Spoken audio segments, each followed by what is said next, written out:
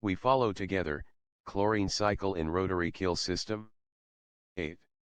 So, all chloride salts are trapped in rotary kiln system. 9. Virtually no chlorides will leave the rotary kiln with clinker, when compared with sulfur salts that nearly 40 to 45% will leave with the clinker. 10. Chloride salts will stay in the vapor state until reach cyclone stages in the preheater, where it condenses as solid salts. 11.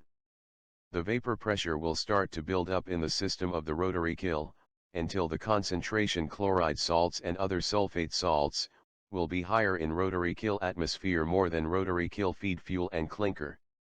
In some cases, the concentration can be 100 times more than the concentration of chloride in the fresh rotary kiln feed.